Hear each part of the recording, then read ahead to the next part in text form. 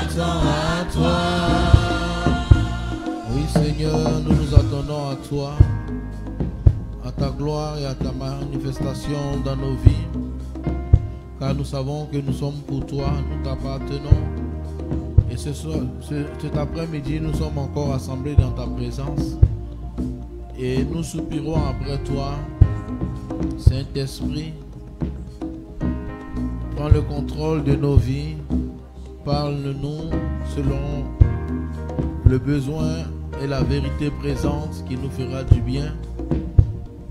Merci Seigneur, car tu es bon pour chacun de nous et tu nous fais du bien encore aujourd'hui. Que chacun reçoive selon ta sagesse, selon ta bonté et selon la destinée que tu as prévue pour chacun. Que l'honneur, la gloire et la puissance te reviennent. Au nom de Jésus. Amen. Alléluia, on peut acclamer le Seigneur. Gloire à Dieu. Amen. Que Dieu bénisse les chantes.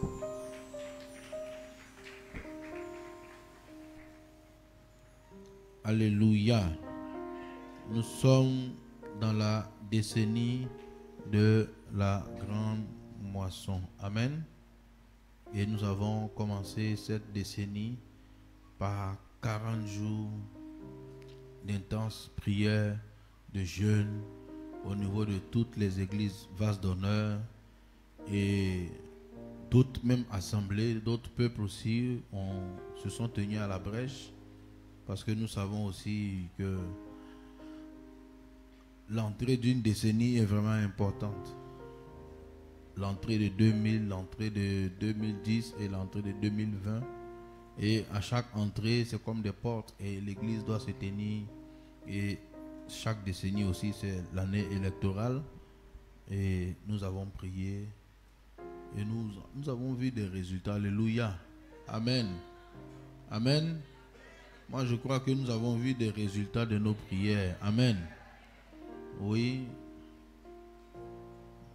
On ne fait pas la politique, mais c'est que si on a prié pour la paix, on a prié pour beaucoup de choses et nous voyons des mouvements, parce que de toute façon, avant de voir des choses physiques, c'est dans le ciel, ça se passe d'abord. Et les seules personnes qui peuvent influencer le ciel, ce sont les enfants de Dieu. Amen. C'est nous, étant sur la terre, qui pouvons influencer le ciel afin que la terre obéisse au ciel. Car Jésus a dit, quand vous priez, dites Père, que ton nom soit sanctifié, que ton règne vienne, que ta volonté soit faite sur la terre comme elle est faite au ciel. Et Dieu a un plan, Dieu a une volonté pour chacun de nous dans les cieux, pour cette nation. Et c'est nous qui appelons par la prière ce qui doit être. Et c'est nous qui repoussons par la prière ce qui ne doit pas être. Il a dit à Simon-Pierre, je te donne les clés, je te donne les portes, je te donne des possibilités. Ce que tu vas lier sera lié, ce que tu vas délier sera délié.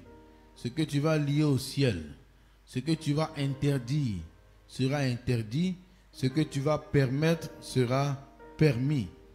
L'Église a une grande force dans la prière lorsqu'elle est faite avec la bonne attitude et avec la persévérance et avec toute l'humilité, et surtout si cette prière est conduite et suscitée par le Seigneur lui-même. Et nous devons continuer à prier. Amen. Parce qu'en ce début d'année, j'ai causé avec même des chrétiens qui ont peur. Vous êtes des gens, ils disent non, on veut faire telle chose, mais on attend après les élections, on attend après les élections.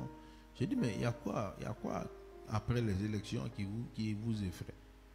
Bon, je dis, il n'y aura rien. On dit comment? J'ai dit, mais passons prie. Oui. Alléluia. Je causais avec un frère, j'ai dit, mais il n'y aura rien. Il dit, pourquoi? J'ai dit, on met en prie. Il dit, ah bon? J'ai dit, ben oui, parce que c'est quand même bizarre. Si on prie, il faut croire en notre prière. Moi, je crois que parce qu'on prie, Mais ce qu'on a demandé, Dieu l'exaucera. La Bible dit que la prière fervente du juste est efficace. Alors nous prions avec ferveur, il n'y aura rien et il n'y aura rien. Il y aura la paix, on va avancer simplement. Alléluia. Donc ne soyons pas de ceux qui angoissent et tout ça. Maintenant, bon, ça dépend aussi de ce qu'on écoute régulièrement. Alléluia. La plupart des gens qui angoissent et qui ont peur, ça dépend de ce qu'ils écoutent chaque jour. S'ils lisaient leur Bible chaque jour, ils n'allaient pas avoir peur. Les gens qui ont peur, ils ne lisent pas leur Bible chaque jour. Ils ne cherchent pas à voir les informations d'en haut, de Dieu. Ils cherchent à voir les informations de la terre. Mais évidemment, la terre donne des informations selon la terre, mais Dieu donne des informations selon le ciel. Moi, personnellement, c'est pour ça que je ne regarde pas trop les journaux. Je prends juste les infos comme ça. Hein. Mais m'asseoir, regarder. Parce qu'il y a des chaînes là. Ils vont repasser la même information chaque 5 minutes. Jusqu'à la fin de la journée, toi-même, tu es traumatisé. Oui. Je me suis retrouvé devant une télévision pendant 1 heure. Parce qu'il y a longtemps, j'ai éteint la télé à la maison. Amen. Alléluia. Oui, j'ai éteint. Parce qu'il ne parle pas de Jésus dessus, donc j'ai éteint. J'ai dit, si vous ne parlez pas de Jésus, moi aussi j'éteins. Je ne veux pas vous voir. Bon, c'est vrai qu'il y a des chaînes chrétiennes, mais à part ça, les autres chaînes là, ils parlent de tout, ils ne parlent même pas de Dieu. C'est-à-dire souvent je regarde, je n'entends pas Dieu est grand, Dieu est puissant. Ils vivent comme s'ils n'ont pas de créateur, comme s'ils sont comme ça, comme s'ils ont apparu. Donc ça, je dis non, comme ils ne parlent pas de Dieu, moi-même je les boycotte aussi, je ne les suis plus. Voilà. Vous ne parlez pas de Dieu, moi aussi je ne vous regarde pas. Donc moi-même je suis même au courant de beaucoup de choses qui se passent sur la terre. Mais je lis ma Bible, ça me convient, ça me suffit. Parce que ici, tout le plan de Dieu pour ma vie est là. Mon avenir est ici. Alléluia. 1000 tombera à mon côté, 10 000 à ma droite. Moi, je ne serai jamais atteint. Alléluia. Alléluia. Amen. Donc, informe-moi que ça tombe. Moi, je t'informe que je suis l'exception à la règle. Alléluia. Parce que ça avait déjà été prévu avant que les gens décident de se fâcher, que moi, j'allais être sauvé. Donc, je ne suis pas dérangé s'il y a des troubles. Jésus a dit qu'il y aura des tremblements de terre. Il a tout prévu. Donc, quand ça arrive, on dit, mais il avait écrit, mais vous avez peur pourquoi? Lisez Matthieu 24, il dit dans la fin des temps, il y aura des épidémies, il y aura des troubles, il y aura des guerres. Mais il ne serait pas troublé, il faut que ça arrive. Pas si ça arrive, c'est arrivé. Au contraire, si ça arrive, ça veut dire que le chrétien doit bien s'asseoir. Parce que de toute façon, la terre même qui est là, c'est un truc de passage. Hein? Alléluia. Nous sommes étrangers et voyageurs sur cette terre. Nous sommes des pèlerins, nous sommes de passage. Ce n'est pas notre destination finale. C'est un petit temps pour plus grand. Donc, ce petit temps-là, on doit vivre selon la pensée de Dieu pour qualifier le grand temps qui est devant. Alléluia. C'est ce qui est important. Mais quand la majorité des gens de la terre ne pensent pas à l'éternité. Ils pensent à la terre qu'à la terre. Et c'est eux qui détiennent la plupart des médias. Donc, ils interprètent tout par rapport à une pensée humaine. Donc, même si un chrétien regarde, il n'a qu'à avoir la sagesse d'interpréter avec la pensée de Dieu. Alléluia. C'est très important. Quand Jonas est monté dans le bateau des gens qui partaient, on dit, Dieu dit à Jonas, va à Ninive. Lui, il est monté d'un bateau pour aller à Tarsis. Il y a une tempête qui s'est levée. Peut-être que si tu consultes la météo va expliquer pourquoi la tempête s'est levée. Mais ma Bible me dit que Dieu a fait lever la tempête. Donc, la météo est dit, mais la Bible dit que derrière la météo, il y avait un rebelle. À cause de ces rebelles, Dieu a fait lever la tempête. Il y a une cause spirituelle derrière. Eux, ils n'ont rien vu. Eux, ils voient seulement. Ils ne savent pas qu'il y a un monsieur qui est dans le bateau là. À cause de lui, il y a un problème. Donc, derrière chaque chose, il y a un problème. Il y a des trucs spirituels. Et nous, c'est ça, on regarde. On ne regarde pas l'humain. On regarde le divin. Et que Dieu nous donne de voir les choses comme ça. Et quand on voit ça, on prie. Et on sait que nous sommes étrangers et voyageurs. Alléluia. Je ne sais pas c'est quel passage même qui dit dans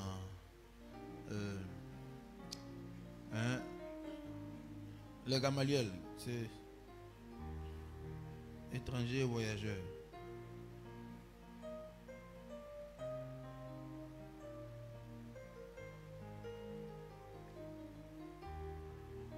Ou bien pèlerin, je ne sais pas.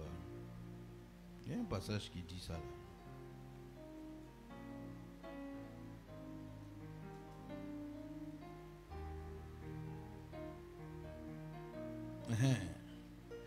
Hébreux 11, 13. Mais et 1 Pierre 2, 11. Bien-aimés, je vous exhorte comme étrangers et voyageurs sur la terre à vous abstenir des convoitises charnelles qui font la guerre à l'âme. Étrangers et voyageurs, ce n'est pas notre nation. Nous sommes des étrangers ici. On est de passage. On est venu accomplir une mission. Et on a une patrie qui nous attend, qui est bien meilleure que celle que nous, dans laquelle nous vivons. Et Hébreux 11, 13, et il dit encore,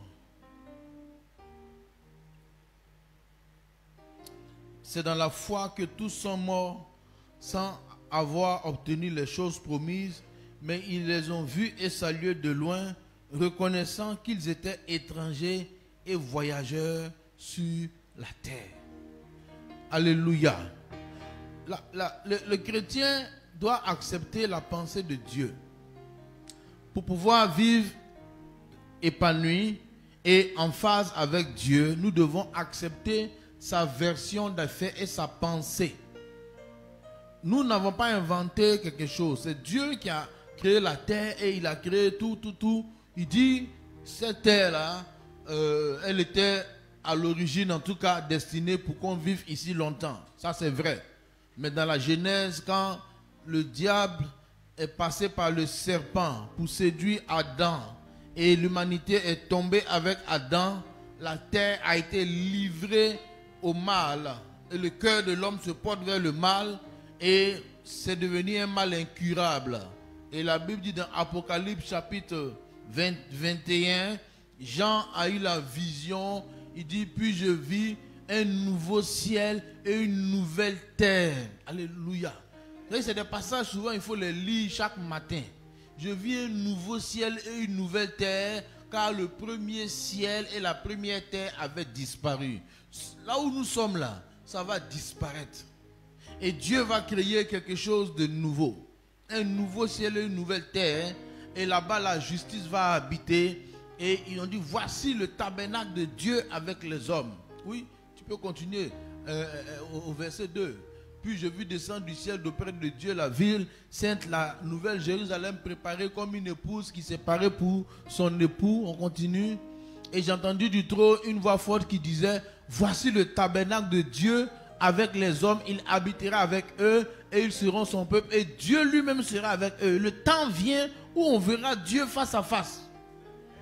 Oui, nous sommes des privilégiés. Il essuiera toute l'âme de leurs yeux. Ça veut dire que pour pouvoir entrer, on n'a pas besoin de larmes. Mais pour pouvoir faire entrer d'autres personnes au ciel, on sera combattu. Pour pouvoir gagner des âmes, on sera combattu. On va pleurer, on va avoir des difficultés, mais on sera consolé. La Bible dit que Dieu va essuyer lui-même les larmes des yeux de ceux qui auront travaillé pour lui. Parce que, frère, sur terre, il ne faut pas chercher à être heureux. Non, il faut chercher à faire l'œuvre de Dieu. Alléluia. Amen. Ouais. Il ne faut pas chercher à être heureux. Il faut chercher à faire l'œuvre de Dieu. Oui. Celui qui veut être heureux, il veut sauver sa vie. Oh, on dit celui qui veut sauver sa vie la paix. Mais celui qui la paix la retrouvera. Il n'y aura plus ni deuil, ni cri, ni douleur. Il n'y a plus de cimetière. Il n'y aura plus d'hôpital, ni de cimetière.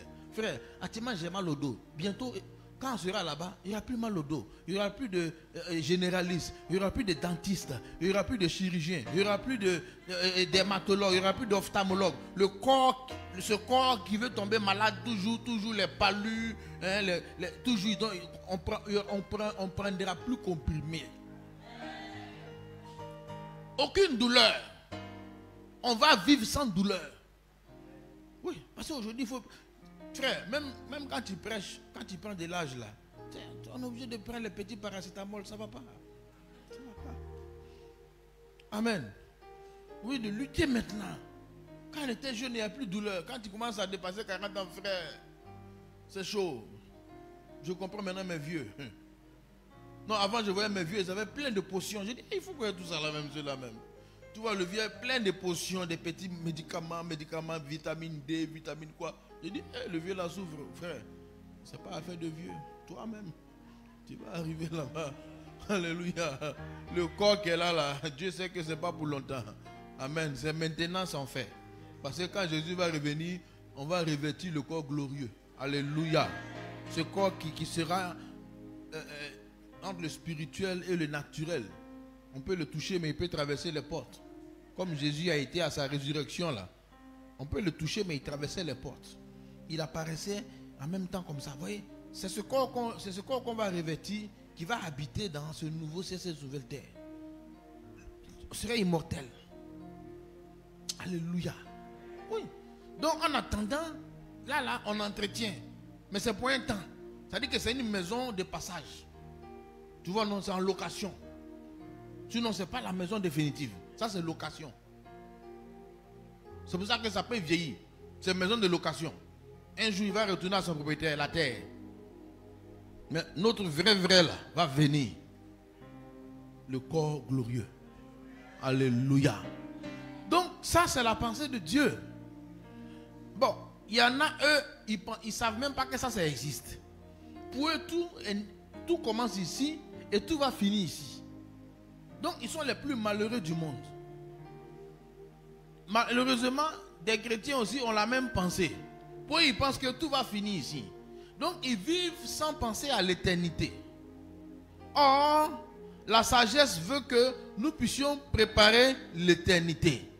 Parce que l'éternité va durer plus longtemps qu'aujourd'hui, que le temps. Quel que soit l'âge qu'on va atteindre, l'homme est éternel.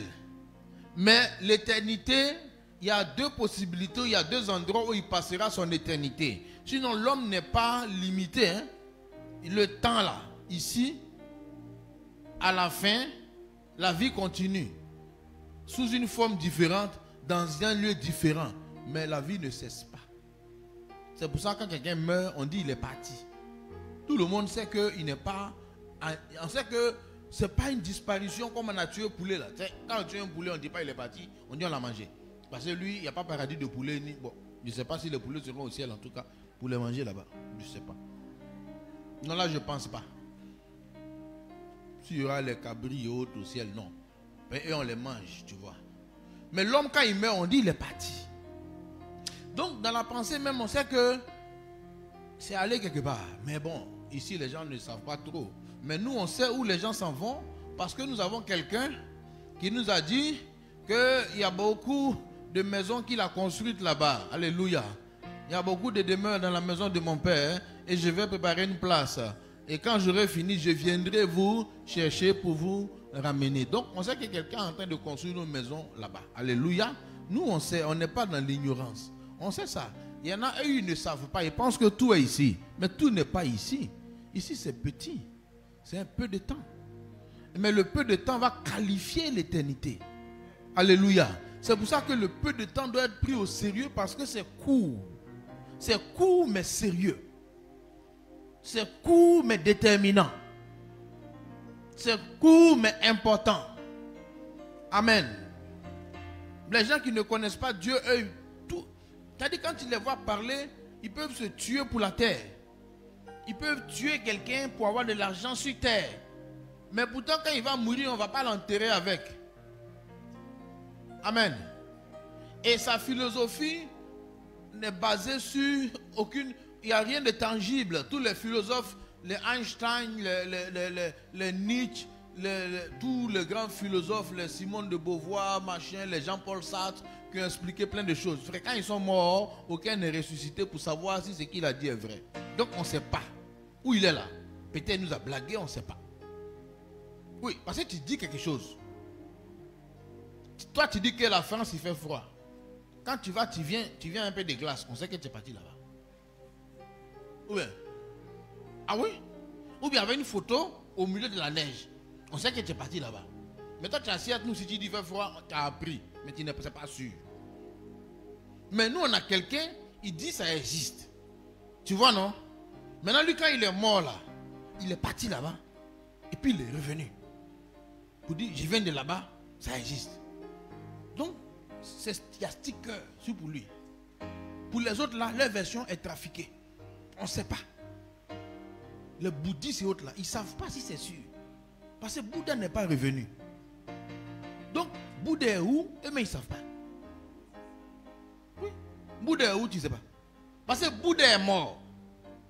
Bon, lui, il dit qu'il faut faire comme ça. Mais il n'est pas revenu. Et il ne peut pas aussi te parler de là-bas pour te dire, ah, Joe, c'est vrai ou c'est faux.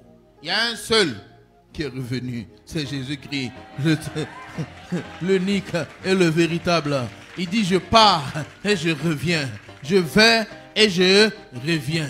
Il est parti, il est revenu. La mort n'a pas pu l'arrêter. Alléluia. Et donc, quand il est revenu, ça veut dire que tout ce qu'il dit là, c'est vrai parce qu'il a la clé de aller et retour. Amen. Il va et il revient. Donc, il faut suivre cela. Et c'est lui qui dit maintenant des paroles. Ces paroles doivent être plus au sérieux parce que lui, sa doctrine, sa théorie est prouvée. Tous les autres docteurs ont de beaux enseignements. Mais tu peux avoir le meilleur enseignement, mais où est la preuve? Où est la preuve de que c'est vrai? Tu es mort, on t'a enterré, tu n'es pas revenu, on ne sait pas si c'est vrai. Tu peux tout expliquer, mais après la mort, là, personne ne peut dire ce qui est là-bas, à part Jésus qui est revenu. Alléluia. Et avant qu'il revienne, il a fait revenir des gens pour dire que lui-même peut revenir. Il a fait revenir Lazare pour dire, Lazare, lève-toi. Pour dire que je commande là-bas. Alléluia. Alléluia. Il a fait revenir la fille de Jairus. Il a fait revenir le fils de la veuve de Naïn. Et certains sont revenus pour dire, frère, je commande là-bas. Donc un homme comme ça, qui parle des choses là, sa parole doit être plus au sérieux, plus que tout. On ne doit pas prendre tout ce qui se passe au sérieux. Parce que l'église même dans son ensemble, souvent c'est un peu embrouillé, comme si Jésus ne revient pas. Frère, Jésus revient. Et souvent, il y a beaucoup de chrétiens même, ils ne savent même plus que le mot enfer là, ils ont oublié. Et lui, il doit percer, il doit voyager. Il doit déchirer. Il doit se marier. Oui, mais l'enfer existe. Et on ne veut pas arriver là-bas. Jésus dit, il faut faire, il ne faut pas arriver. Maintenant, le paradis qui existe là, on veut les meilleures places là-bas. Alléluia. Donc, le temps que Dieu me laisse sur terre à moi, et le temps que Dieu te laisse sur terre à toi, c'est d'avoir les meilleures places au paradis. Au paradis là, l'homme et sa femme, chacun, il n'y aura pas de couple là-bas. Hein? Ah non, on ne va pas en famille là-bas. Ici, on peut s'aider en tant que couple. Mais là-bas, chacun est époux de Jésus. On va se croiser. Bonjour, bonjour, c'est tout. Non, parce que c'est le corps humain même qui cherche à faire des femmes, tout ça, garçons. La chair là. Sinon, le corps spirituel, lui, il est dans la plénitude. Il est déjà épanoui sans ça. C'est le corps qui a besoin. Ah, on ne m'a pas fait bisous aujourd'hui. Je suis frustré. Ce corps-là, tu seras libéré de ça un jour. Les frustrations dues au non-bisous là vont disparaître. Tu comprends? C'est ce corps-là qui veut faire impudicité. Quand tu seras libéré, impudicité, l'envie va te guider. Mais en attendant, c'est maîtrisation. Le nouveau corps au ciel n'a pas besoin de ça.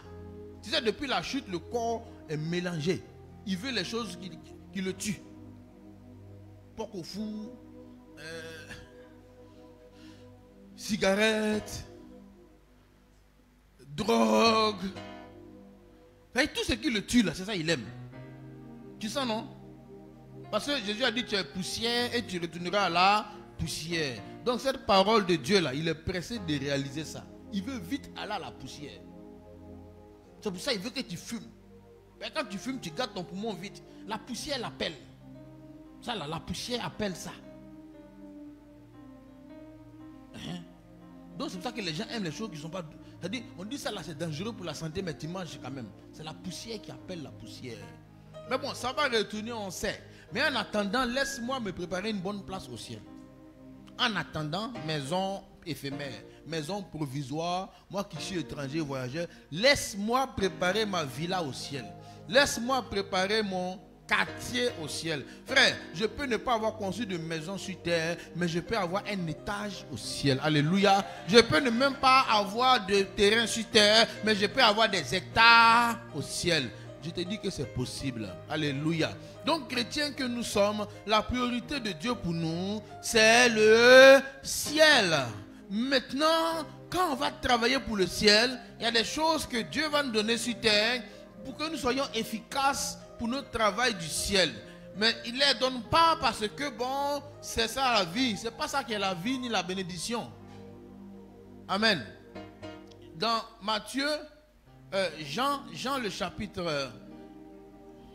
le thème c'est porter du fruit pour le Seigneur. Jean 15, 16 et Genèse 1, 28. Jésus dit: ce n'est pas vous qui m'avez choisi, mais moi je vous ai choisi et je vous ai établi, afin que vous alliez et que vous portiez du fruit, et que votre fruit demeure, afin que vous, ce que vous demanderez au Père en mon nom, il vous le donne. Donc Jésus dit que le choix d'être chrétien ne vient pas de nous, mais vient de lui. Mais de deux, il nous a choisi pourquoi? Pour que nous puissions porter du fruit, et que ce fruit-là puisse demeurer. Et les personnes qui ont compris ça, ils passent leur vie chrétienne à chercher à porter du fruit pour Dieu. Et pas un fruit qui va se perdre, un fruit qui va demeurer. Et plus je porte du fruit, et plus mon fruit demeure, plus je serai proche de Dieu et je serai facilement exaucé dans mes prières. Il y a une relation forte entre l'exaucement des prières et la productivité du chrétien. Dans Genèse 1, verset 28, Dieu avait déjà planté le décor. Parce que Dieu a dit, Dieu les bénit et leur dit: soyez féconds. En d'autres termes, portez du fruit. Donc, ça veut dire quoi, porter du fruit? Il explique pour dire: multipliez-vous. Adam devait se multiplier à Ève. Il devait avoir des enfants. Aujourd'hui, quand on dit porter du fruit pour Jésus, ce ne sont pas les enfants biologiques, ce sont les âmes que je vais gagner. Amen. Il paraît qu'il y a des églises qu'on appelait multipliez-vous avant. Je ne sais pas si ça a vraiment existé. Mais quand on était enfant, on dit multipliez-vous. Et puis on ferme la porte de l'église et puis on se multiplie dedans. Je ne sais pas qui a déjà fréquenté cette église-là. Mais qui a entendu parler de ça? En tout cas, non, moi j'étais musulman. Et on dit, il y a des églises, on appelle ça multipliez-vous. Je pense que c'était un mensonge. Comment multipliez-vous? La multiplication dont il parle ici, Adam en tout cas, c'était une affaire de faire des enfants. Pour que la terre soit peuplée. Parce que Adam était à l'image de Dieu. Le péché n'était pas encore entré. Donc il n'y avait ni église, ni prière, ni rien. Il était parfait. Donc quand il se multipliait, c'était Dieu qui se multipliait sur la terre par Adam. Tu comprends? Maintenant, quand Adam a péché, il a changé de nature. Il est devenu péché. Donc quand il se multiplie, c'est des pécheurs qui se multiplient là. Donc on ne veut plus cette multiplication. On veut maintenant que il change de statut pour redevenir encore enfant de Dieu avec le Saint-Esprit. Maintenant, quand il redevient enfant de Dieu, le Saint-Esprit, sa multiplication n'est plus avec sa femme, non. Parce que les enfants qui naissent ne naissent pas chrétiens, malheureusement. C'est les âmes qu'on gagne là qui deviennent la multiplication. Mais la première multiplication, c'était les enfants. Tant que Adam était sous le contrôle divin, tant que le Saint-Esprit était en lui, tant qu'il avait gardé sa divinité, sa pureté divine là, au début là, tous les enfants d'Adam naissaient divins. Donc il n'y avait pas affaire de se convertir.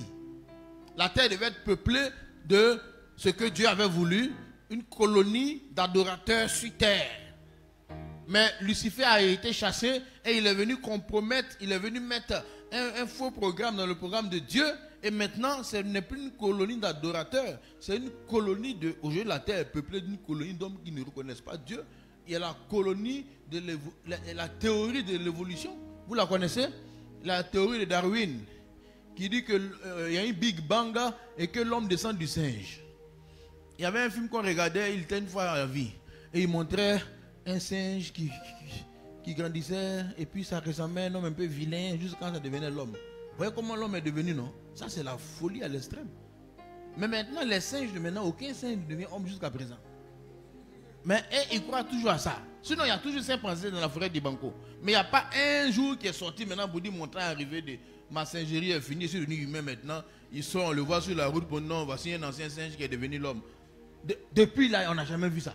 Les singes sont toujours singes, mais eux, ils estiment que quand même les singes d'avant là, ils ont évolué pour devenir l'homme. C'est une affaire de dire Dieu, tu n'existes pas. Donc, cela, quand ils se multiplient, c'est une multiplication d'incrédules. C'est une multiplication d'athées, des gens qui ne veulent pas de Dieu. Donc, Dieu crée maintenant un nouveau groupe avec Jésus. Cette fois-ci, le Saint-Esprit vient habiter en eux. Il dit maintenant, multipliez-vous aussi, portez du fruit. Ça veut dire quoi? Comment on se multiplie aujourd'hui? Par le Saint-Esprit qui vient habiter dans le cœur d'une nouvelle personne qui ne le connaissait pas. Par l'évangélisation, je gagne une âme, je suis en train de me multiplier. Parce que je suis un homme, quand je porte du fruit, c'est un autre homme que je gagne. Jésus dit, je vous ai établi afin que vous portiez du fruit. Alléluia. Afin que vous alliez, que vous portiez du fruit. Frère, chacun de nous ici, lorsqu'on va se retrouver devant Dieu, il y a une question qui va nous poser, où sont les âmes qu'on a gagnées? Personne de nous n'échappera à cette question. Et sur terre, l'assistance divine, la protection divine, les choses de Dieu sont... La manière dont Dieu est avec quelqu'un là, c'est intimement lié à sa façon dont il produit du fruit. C'est ce qu'il dit dans Jean chapitre 15. Il dit, demeurez en moi et je demeurerai en vous. Jean chapitre 15 verset 1. Je suis le vrai cep, mon père est le vigneron. Tout sarment qui est en moi et qui ne porte pas de fruits, il le retranche. Je suis le cep, je suis le tronc. Vous êtes les sarments. Moi, je suis un sarment, tu es un sarment. Un sarment, c'est une branche. La branche est reliée au tronc. Et il dit, toute branche qui ne porte pas de fruits, qu'est-ce qui se passe? Elle est bénie, elle est caressée, elle est quoi? Retranchée. A dit qu'un homme qui est collé à Jésus, depuis des années qu'il n'a pas évangélisé quelqu'un, il est en danger. Maintenant, tout sarment qui porte du fruit, verset 2. Mais oula, pourquoi vous me dépassez?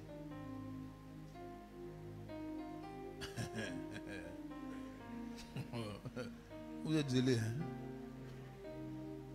C'est que moi-même, il n'a même pas dit, mais vous êtes arrivé là-bas. Tout sarment, verset 2. Tout sarment qui est en moi, qui ne porte pas du fruit, il le retranche. C'est Jésus qui dit ça. Hein? Il ne parle pas des païens. Il dit tout chrétien qui est en relation avec moi, qui ne porte pas du fruit, il est retranché. Maintenant, tous chrétiens qui portent du fruit, il est émondé afin qu'il porte encore plus de fruits. Émondé, ça veut dire on prend soin. L'émondage, c'est les soins que le vigneron fait sur sa plante. Il enlève les mauvaises herbes, il enlève les insectes, il met de l'engrais autour.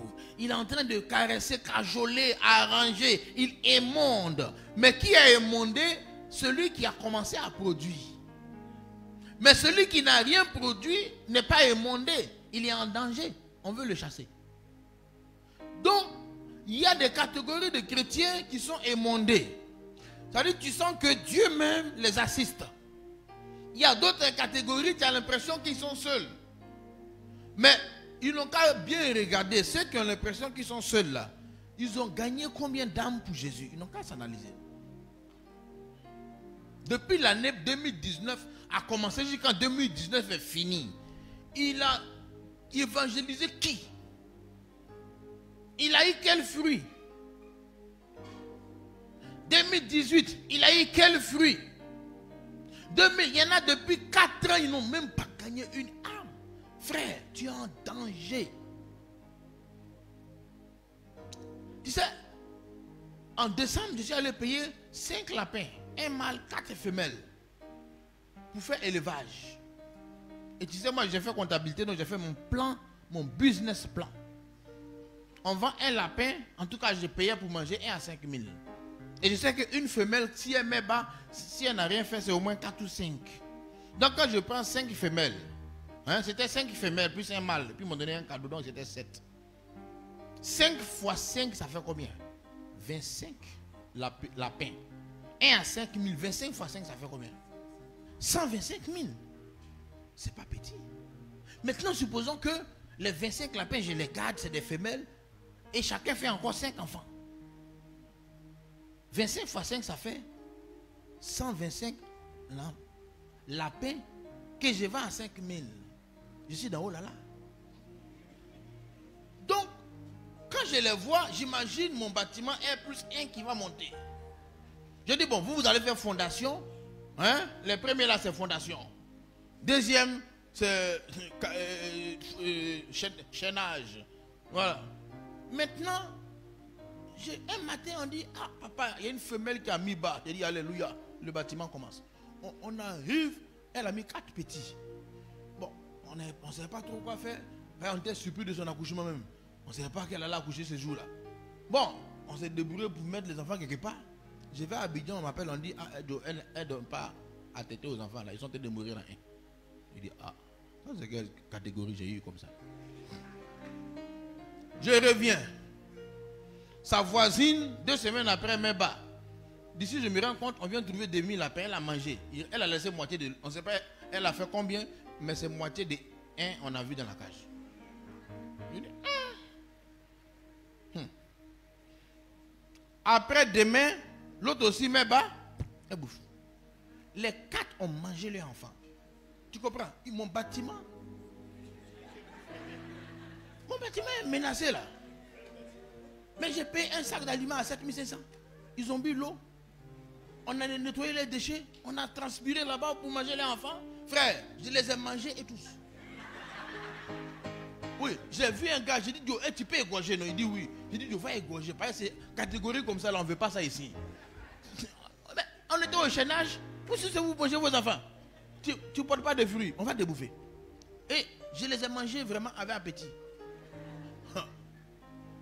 Oui, je suis méchant. Hein? Mais attends, vous êtes lapin. On vous a pu faire enfant. Vous mangez enfant, il y a quoi? Pourtant, on paye votre manger. Donc, vous êtes mes sorciers. Donc, je les ai mangés. Tu comprends? C'est-à-dire que tout arbre qui ne porte pas de fruits, là, on va le manger. Tout lapin qui ne fait pas enfant sera mangé. Avec appétit. Hein. Il dit que quand les a égorgés, là, je n'ai aucun regret. C'est-à-dire que j'étais énervé, mais parce que depuis là, ils font pipi, ils font trucs. Tu vois, de toute façon, ça sent. Mais je supporte. Pour dire, sous-bassement. Chaînage. Je lutte. Maintenant, et ils bouffent les enfants. Bon, quand la première a bouffé, j'ai dit non, c'est accident. Deuxième, j'ai dit, ah, c'est une famille de mangeurs d'enfants. Non. Donc, j'ai vu un gars là, il a égorgé pour moi, enlevé la peau, on a mis au congélateur. D'ici même avant fin janvier, et tout s'était passé à la casserole, frère. Peut-être je vais reprendre plus tard. Mais même, tu as dit que quand tu as payé quelque chose là, tu veux du fruit. Quand Dieu nous a convertis là, il veut du fruit. Hein? Si tu n'as pas de fruit, tu es fâché. C'est-à-dire, il existe, mais il ne porte pas de fruits. On dit, il fait quoi comme ça? C'est comme l'histoire du vigneron là. Je donne le passage. Parce qu'il dit que celui qui ne porte pas du fruit, il fait quoi? Il est retranché.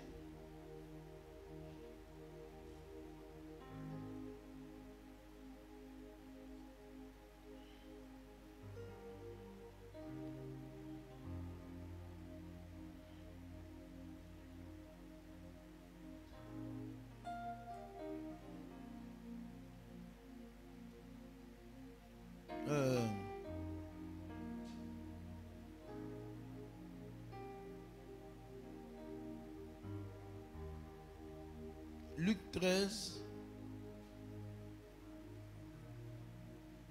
Luc 13 là.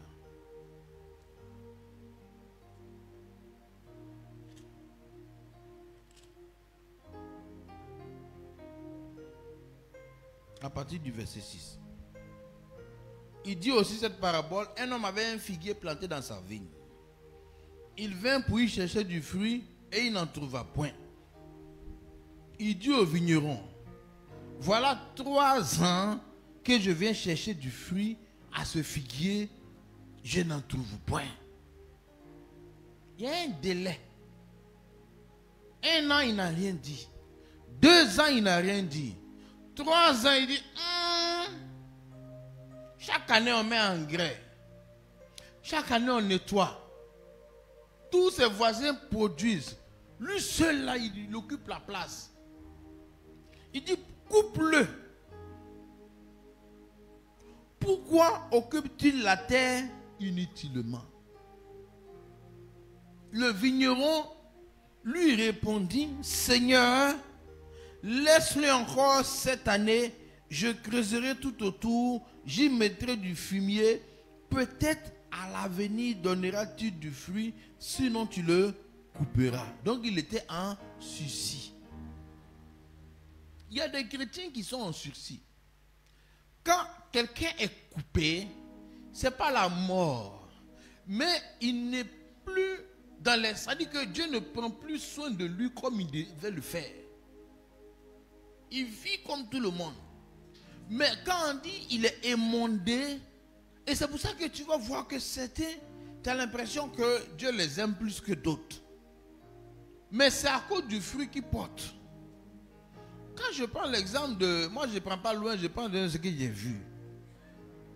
Mon père spirituel, celui que pasteur Mohamed, quand il s'est converti en 88, c'est devant, il n'est pas en 88, on était à Daloa. Et il y avait nos voisins. Et il y avait une jolie fille là-bas.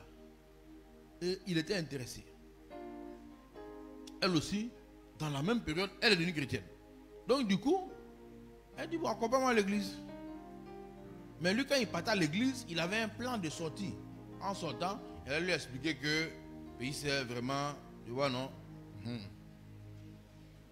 Mais arrivé là-bas, Dieu l'a coincé lui aussi. Quand il est sorti, il lui a dit merci. Je viens de rencontrer Jésus. Merci. Quand il est arrivé à la maison, il nous a bombardé de l'évangile. Nous aussi, on allait voir ce qu'il a vu là-bas. On a vu que c'était doux, tu vois.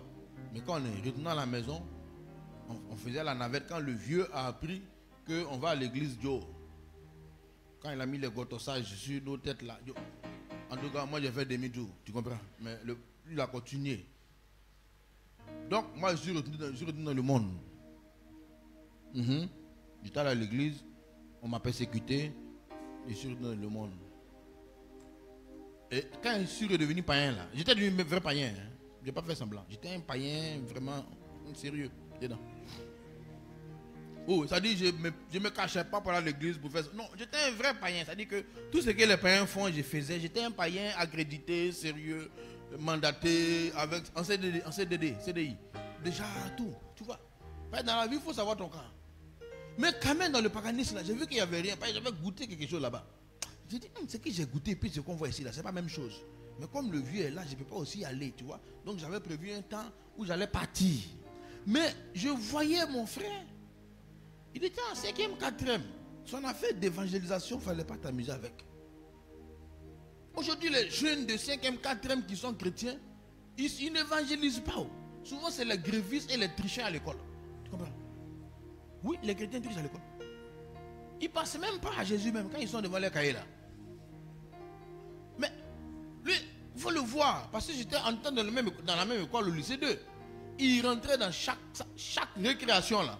Il avait ses gars, ses amis. Ils viennent chaque classe. 15 minutes là, ils viennent évangéliser la classe. Il y en a qui se plaignent. Oh, mais il a pris tout le lycée 2. Classe, c'était à cycle 6. 6e là, jusqu'à 6. 5e jusqu'à 6. Oui, c'était dans le temps là, jusqu'à 6. Ils ont fait toutes les 6e, toutes les 5e, toutes les 4e, toutes les 3e, toutes les secondes, toutes les premières, toutes les terminales. un élève de seconde. Des gens se sont convertis. Et la cellule, il y a eu un réveil. Les gens, ils priaient à l'amphithéâtre du lycée. Il y avait délivrance. Nous, on les regardait de loin. Oui, il y avait la présence de Dieu. Et puis, les soirs, quand moi j'étais à la maison, les vendredis, je le voyais veiller. Et puis, tu l'entends prier. Il priait pour la conversion de tel, de tel, de tel. Nous aussi, on veillait. Mais nous, on mangeait chat. Donc, on tuait chat. Chaque vendredi soir, nous, on tuait nos chats. Donc, on veillait. Il y a deux veillées. La veille d'intercession pour les âmes et puis il y a la veille des chats. Il y a un piège, on appelle ça guitare solo. Tu connais ça? Une caisse comme ça, là. On met poisson dedans avec corde. Voilà. Tu places ça, tous les coups, un chat va entrer dedans. Quand il rentre, il y a quelqu'un qui l'égorge bien, il le tue. Quand il finit, on va chez ma maman, on prépare ça jusqu'à 2 h du matin, on paye à checker, on le lime matin à 7 h, on lave la cuisine, on est à l'aise. Donc pendant que lui fait sa veille de prière, nous on est en train de bouffer le chat. Mais je l'ai vu. Et il portait du fruit là. Parce qu'il y avait des convertis. Et quand tu portes du fruit, Dieu te montre. Il commence à t'élever. Et l'élévation aussi a commencé à venir. L'élévation n'est pas... Quand les gens s'arrêtent et puis ils voient aujourd'hui, ils pensent que non, il faut se lever matin, payer 2 guitares, 2 batteries, là, déposer, et puis tu vas devenir quelqu'un. Il y en a qui pensent ça qui fait église. Hein? Oui, il y en a qui pensent que faire église, il faut payer 2 tam-tam, un piano, 2 batteries, une chaire. Mais ils ont fait une épée, tout ça, ils sont 4 dans l'église. Ils sont 5 depuis 8 ans. C'est pas ça. Est-ce que ton cœur là, c'est pour les âmes? Parce qu'il ne gagnait rien. Je me souviens, il venait nous expliquer qu'il partait. Il partait même au milieu des brigands de Dalois, là, où les gens qui se droguent là. Il partait au milieu, il venait nous expliquer. Un jour, il est parti au milieu, il partait évangéliser les brigands. Un enfant, il partait sur le milieu. Il dit un jour, il est arrivé au milieu des brigands là. Et il a commencé à parler de Jésus. Oh, toi petit, il faut qu'au milieu, il parle de Jésus, Jésus vous aime. Il dit un jour, il y a un qui est venu maintenant avec la drogue. Et maintenant, il voulait se droguer. Et quand il a vu ça, il a pris peur, il dit, ah, il s'en va. Donc le gars dit non, non, non, non, tu ne bouges pas ici. Quand il sortait, donc quand il partait, le gars a attrapé sa main, il dit, toi tu ne bouges pas. Il a regardé le brigand en face, il lui a dit, Jésus t'aime. Il dit qu'il lui a dit ça, le gars a laissé sa main. Il dit, il ne se drogue plus. Il a récupéré sa drogue, il dit à ses amis, il ne se drogue plus, c'est bon, c'est fini. Il n'est pas été, il est sorti. Je te parle de 1989, 1990. On est en 2020. Il y en a qui regardent 2020. Avant 2020, là, il y a eu un fruit. Il y a eu émondage. Pris soin. Et maintenant, pour qu'il porte plus de fruits. Et l'émondage continue. Pour que les fruits soient encore plus abondants. Mais celui qui ne porte aucun fruit, il n'y a pas de soin. Dieu ne prend pas soin de lui pour qu'il porte. Parce qu'il n'a même pas donné un seul. Il n'a pas le souci même d'un seul fruit. Quand il vient, il est centré sur sa personne. Mais Dieu connaît nos problèmes. Il n'y a pas quelqu'un qui connaît nos problèmes mieux que nous-mêmes. Et mieux que Dieu, pardon. Mais, il dit, viens porter du fruit. Émondé là. Tu sais quand Dieu est émondé, c'est pas que Dieu va prendre soin de toi seul. Il va prendre soin de tout ce qui est autour de toi. Quand le PSG a recruté Kylian Mbappé. Tu sais que tellement le gars est bon, ils sont obligés de prendre soin même de ses chiens et de ses chats. Parce que si son chat a mal à la tête, il ne peut pas marquer but. On dit, Kylian, pourquoi tu es triste? Il dit, oh, Minou a mal à la tête. Ils vont payer vétérinaire pour soigner Minou. Parce qu'il faut qu'il marque but. Tu sais, quand tu marques les buts, là, on prend soin même de tes chats, de tes chiens. Les chiens même pensent que c'est à cause de, c'est pas à cause d'eux. C'est à cause de quelqu'un. Donc quand quelqu'un est dans le plan et le cœur de Dieu, Dieu prend soin de sa femme, de ses enfants, même de ses chiens, de ses chiots, tout ça. Pour que son cœur ne soit pas trop découragé, tu comprends? C'est ça on dit émondage là. Et tu vas voir qu'il y a des gens, Dieu commence à toucher ses proches. Parce que souvent quand Satan ne peut pas te toucher, il veut te créer du chagrin en attaquant ceux qui sont autour de toi pour que tu sois triste. Mais Dieu sait que tu es son meilleur marqueur. Donc il te donne des conditions. Il y a un ange pour toi, pour toi-même. Maintenant, à cause de toi, il y a un ange maintenant pour ton enfant. Il y a un ange pour la nounou. Il y a un ange même pour Minou. Oui. Parce que tellement tu aimes ton... Tu sais, Mais j'ai regardé un truc de Formule 1 là. Donc, les stars de Formule 1 là, ils se promènent dans les chiens. On leur donne autorisation que les chiens montent d'avion. Oui. Mais ils font gagner des millions aux gens. Dans le monde même. On dit que quand son chien vient et qu'il les caresse avant la course là, il gagne une course là. Ils vont faire comment? Ils vont donner visa aux chiens. Et puis mettre les chiens dans première classe aussi. C'est comme ça la vie est. La vie n'est pas difficile, mon frère. Si tu deviens important, même ton chien peut devenir important. Ton chat peut devenir important. Les lapins, tout ce que tu as peut être important. Tout ce que tu as dit que, à cause de ce que tu es important, tout ce que tu aimes, commence à prendre de la valeur parce qu'on ne veut pas que tu sois triste. Quand on dit que Dieu émonde quelqu'un, Dieu prend soin de tout ce qui est autour pour que tu aies moins de tristesse. Mais les gens qui ne sont pas émondés là, c'est eux seuls que Dieu prend soin d'eux. À la limite, hein, parce qu'ils sont presque chassés. On dit même on veut les couper. Tu sais, après 3 ans, tu attends, oui, ils sont de couper le voisin. C'est-à-dire qu'ils arrivent sur toi. Quand un homme est retranché, ce n'est pas dit qu'il n'est plus chrétien. Mais lui-même, il sent qu'il y a quelque chose qui ne va pas. Il est chrétien, mais il n'a plus d'excitation d'évangéliser. Il ne peut plus évangéliser, même pour prier, il ne peut plus prier. C'est-à-dire qu'il est là comme ça. Il est sûr, il accorde de retour. Mais les gens qui sont immondés, le cœur bat pour les âmes. Parce que, tu sais, la femme là, la femme est faite pour enfanter. Quand une femme est mariée là, si elle n'a pas accouché, elle peut être la plus malheureuse de la terre. Un garçon, lui, s'il s'est marié, il peut ne pas avoir enfant, il peut vivre. Mais une femme, ah non. Mais l'église est l'épouse de Jésus, donc l'église est comme une femme. Et en tant qu'épouse, elle doit enfanter. Le désir que les femmes ont de faire enfant, ça veut dire qu'elles sont en bonne santé psychique. Si une femme dit qu'elle ne veut plus enfant, ou bien elle ne veut pas enfant, elle est un peu zinzin. Mais sinon, comment la terre va s'augmenter? Tu ne veux pas faire enfant, qu'est-ce que c'est cette histoire? Tu as quel problème? C'est le garçon qui a fait pour toi. C'est toi qui dois faire. Et puis Dieu a fait en sorte que, parce que douleur d'accouchement là, si Dieu n'est pas dedans, la femme ne va pas accoucher 2 fois. Le travail, de toute façon ça fait mal. Mais tellement Dieu est dedans, il fait en sorte que la femme, la douleur de l'accouchement, si tu la croises même jour là, elle va te dire c'est fini, je ne veux plus d'enfant. Mais tu reviens encore 2 ans après, pasteur, vraiment prions, parce que depuis là, ça ne va pas. Tu dis, tanti, qu'est-ce qui ne va pas? Elle dit non, je vais encore. On dit, ah, ça t'a oublié la douleur là? Oui, ça s'est passé. Non, c'est passé à longtemps, il me faut un deuxième. Parce que Dieu a mis en elle le désir d'enfanter. Dans un chrétien normal, ce désir d'enfanter doit être là.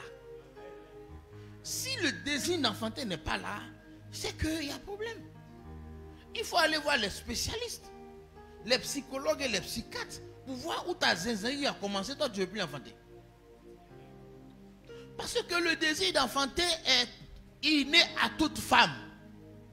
Le désir d'évangéliser, de gagner les âmes est inné à tout chrétien équilibré.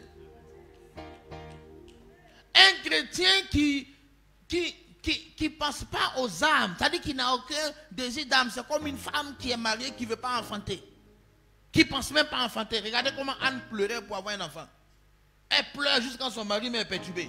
Il se dit, ah Joe, tiens l'argent, tiens mouton, tiens. Il ne sait même pas ce qu'il va faire. Chaque année elle pleure, tellement le désir est fort. Et puis Pénine a dit, oh oh, Van Cyril, ça peut tuer Anne.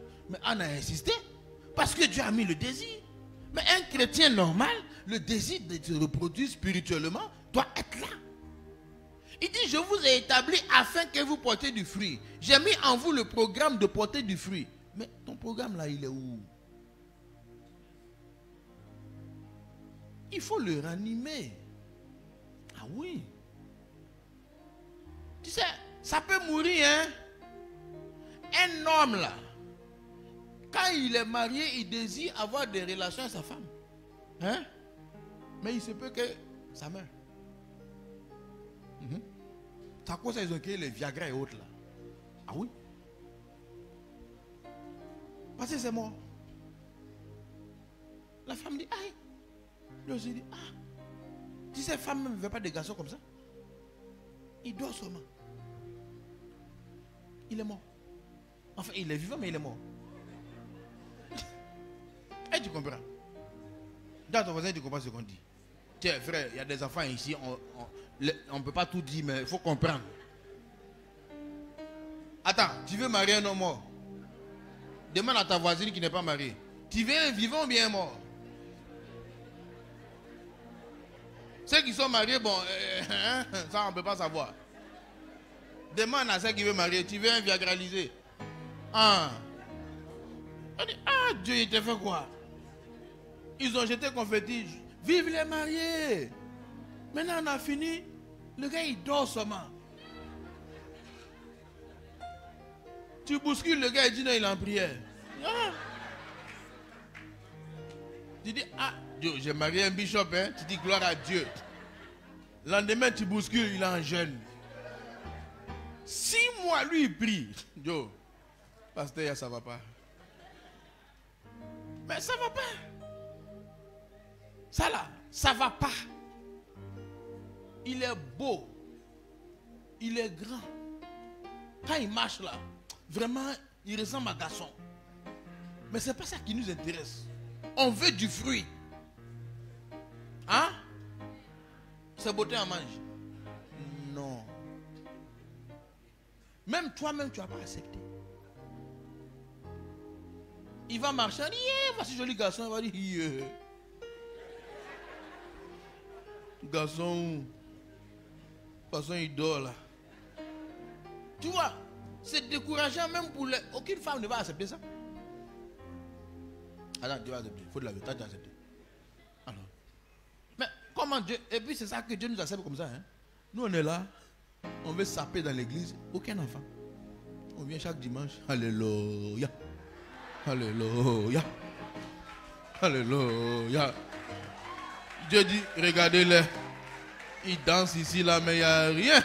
Aucun enfant, aucun désir. Ils ne sortent même pas parler de moi à quelqu'un. Ils n'ont jamais enfanté. Ils sont là. Alléluia. Alléluia. On veut gifler d'autres. Mais parce que tu sors, le gars, il est bien sapé. Il fait 1m80. Tout le monde, le gars, ça fait du... Chaque jour, il prie. Quand même. Toujours il a une décision.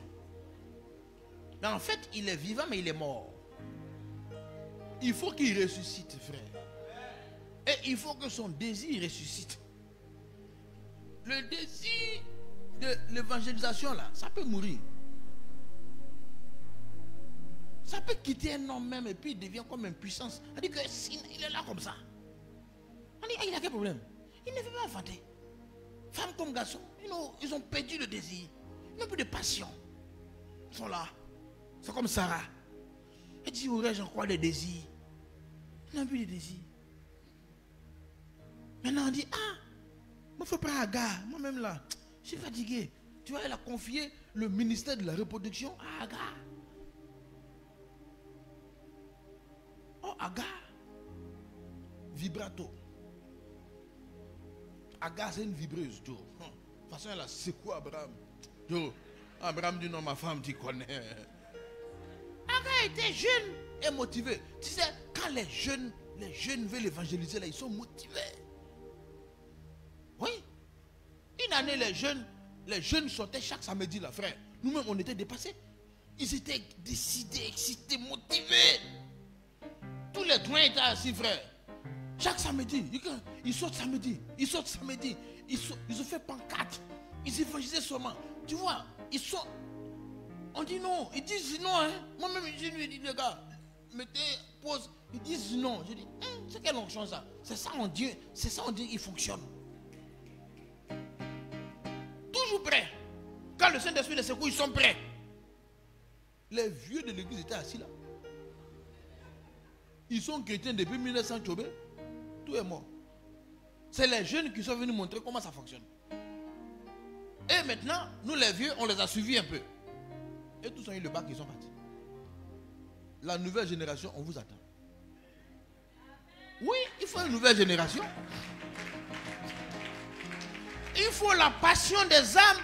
Il faut un désir profond du salut. S'il n'y a pas de désir, il n'y a rien, il n'y a aucun accident, il n'y a rien, tu es là comme ça, moi, Godot.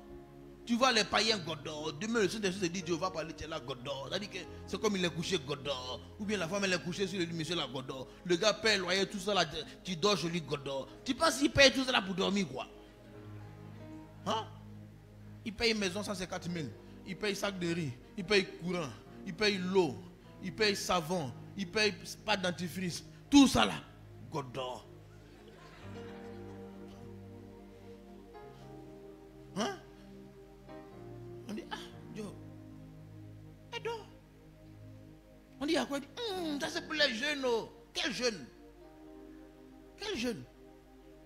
La jeunesse est dans la tête. Et c'est comme ça. Quand les gens ont duré dans l'église, les vieux chrétiens n'évangélisent plus.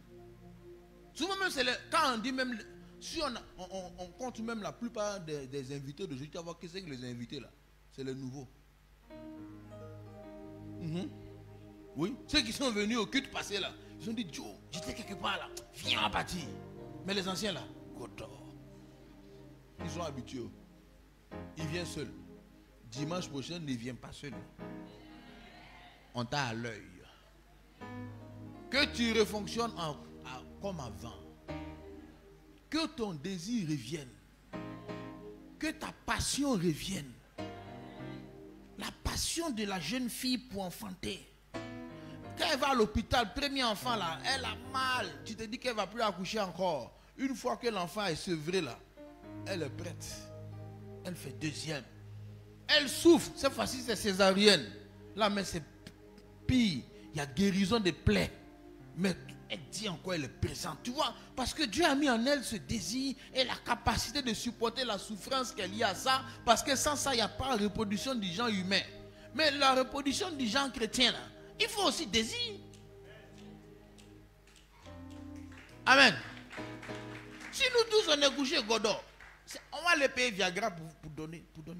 C'est Viagra. Payer Viagra là, on donne ça aux gens qui dorment. Donc c'est ça qu'on est en train de faire aujourd'hui. C'est du Viagra spirituel qui est prêché pour réveiller les morts. Que tu sois réveillé au nom de Jésus.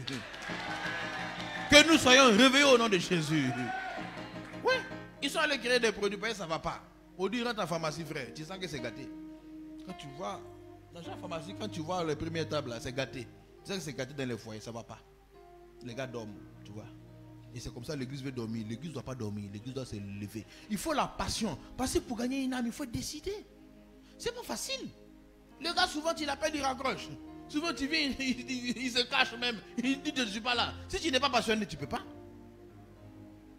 Pour gagner une âme, il faut de la passion.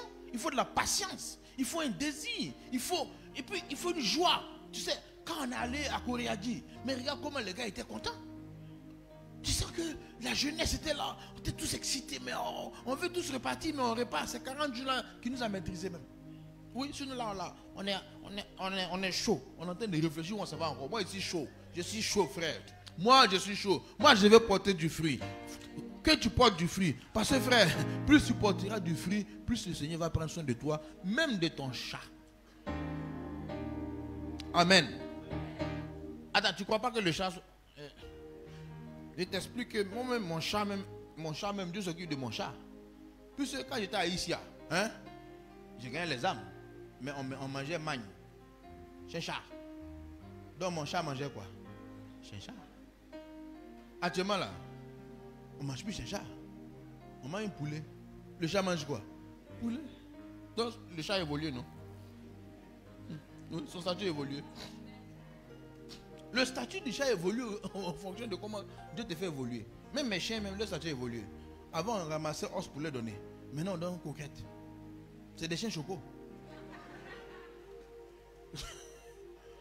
Avant, chien la main, tu vois, ces côtes sont sorties, mon frère. Ça va pas. Pas trop, même cherche poulet à manger. Toi même. On dit quand on a donné un poulet, même, des gars mangent poulet. Tu sais, des gars, quand on leur donne un poulet, tu viens, tu retrouves rien. Il a mangé et la viande et les os. Il a tout croqué, mais il n'y a rien qui reste. Ça dit que le poulet n'a jamais existé. Donc le chien même n'a pas l'oc. Le chien même ne peut rien avoir. Le chien dit, hé, il t'a fait quoi, tu vois? Il y a des gars, mais les chiens, ça ne va pas. Ils ne gagnent rien. Mais plus tu évolues quand même, à un certain niveau quand même, il faut que tu te respectes, tu ne croques plus os de poulet. Quand même, hein? Il y en a plusieurs, donc tu manges un peu là. Et puis tu gars, minouche, tu donnes, tu vois? Donc le chien progresse aussi en fonction de comment Dieu fait que maintenant tu n'es plus dans chincha, tu es dans poulet. Alléluia. Maintenant quand tu vas manger dindon, les gens aussi vont manger dindon. Donc les gens aussi vont progresser. Minou aussi va manger dindon. Quand les chats vont se croiser à la réunion des chats du quartier, il va dire frère, avant on mangeait chincha, maintenant je ne mange plus chincha. Hein. On me donne dindon et puis poulet frère. Je ne sais pas ce qui s'est passé, mais j'ai évolué. Mais en fait, Minou a évolué parce que son patron a évolué. Alléluia. Parce que Dieu a commencé à prendre soin de lui. Amen. Tu comprends? Même les enfants même partaient dans un EPP poulet perdu. Maintenant ils ne vont plus dans un EPP poulet perdu, ils vont dans EPV, école privée, tu vois. Eux-mêmes aussi ne comprennent pas que leur statut évolue. Pourquoi? Parce que le statut du vieux évolue, donc lui aussi il a évolué, tu comprends? Avant il donnait 50 pour aller à l'école, maintenant il donne 200, tu comprends? On dit, quand Dieu est monde là, tout le monde évolue un peu. Avant tu envoyais 5 000 francs à ta vieille chaque 3 mois. Ou chaque 6 mois. Ou même peut-être. Mais parce que le Seigneur t'a poussé en haut maintenant. Chaque fin du mois, la vieille sait que son téléphone va faire pimpin, Orange Money quelque part. Parce que comme Dieu a versé sur toi, tu verses aussi. Tu comprends? Même la famille même va savoir que tu es monté. Alléluia. Parce que Dieu prend soin de toi, donc il a augmenté ce qu'il te donne. Comme ton cœur est bon, tu continues à faire ce que tu faisais avant et les gens vont sentir. Mais c'est simple. Et mon père spirituel, mais c'est ça aujourd'hui.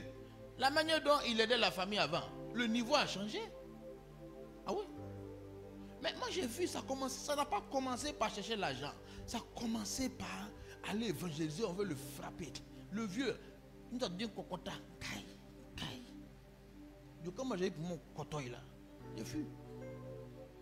Mais lui il est resté. Moi il dit non, je reviens. Puis je suis revenu après. Tu vois non? Mais il est resté avec la même passion et le même désir. Mais personne ne le connaissait. Personne. Être connu n'a jamais été un objectif. C'est Dieu qui fait connaître quelqu'un. Je vais venir à Dieu vous présenter pour Dieu aussi qui. Mais c'est Dieu qui fait la publicité des gens. Mais c'est Dieu qui a mis plus de moyens. C'est tout. Quand les gens disent l'argent vient d'où? Mais c'est Dieu qui donne. Il est monde, il prend soin, il met plus de moyens. On dit on va faire maintenant opérer les gens gratuitement. Dieu donne l'argent. Il est monde. On dit ok maintenant on va donner des médicaments gratuitement aux gens. Dieu donne les moyens. Avant ça ne se faisait pas. Avant on te parlait Jésus t'aime et puis on te laisse comme ça. Maintenant on peut te dire Jésus t'aime et on peut t'opérer, te donner des médicaments et tout ça. Mais c'est Dieu qui a donné. Et ce n'est que le début. Alléluia. Mais à la base il y a une passion. Cette même passion si elle nous anime, nous aurons les mêmes résultats. Ne laissons pas le cœur de l'évangélisation mourir. Ne soyons pas des impuissants. Soyons puissants. Soyons fonctionnels. Qu'on n'occupe pas la place céleste en vain. Que les anges que Dieu a mis pour nous surveiller là, il ne doit pas nous surveiller cadeau. Tu sais qu'il y a un ange qui est là qui veille sur toi. La Bible dit que l'ange éternel campe autour de ceux qui le... Non, il y a un ange, hein, que tu veux, nous, il y a un ange. C'est lui qui nous garde des accidents, tout et tout. Maintenant, en fonction de ton grade, il peut devenir non plus nombreux ou pas. Souvent, ils sont plus puissants en fonction de ta position. Maintenant, plus tu grandis, il y en a qui vont venir garder ta femme, vont venir garder tes enfants, vont garder Minou, vont garder Milouche, vont garder même ton gardien. Tout ce qui est en tout est gardé parce que Dieu t'a mis quelque part. Mais ce n'est pas toi qui as forcé. C'est le résultat que tu obtiens. Tu portes plus de fruits et on prend plus de soin de toi parce que plus on va prendre soin de toi, plus tu vas porter plus de fruits. Mais ça commence par un fruit. Ça commence pas par Seigneur aide-moi. Dieu va nous aider, ça il n'y a rien à faire.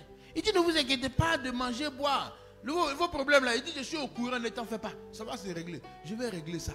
Mais je cherche du fruit. J'ai besoin de fruits. J'ai besoin des âmes.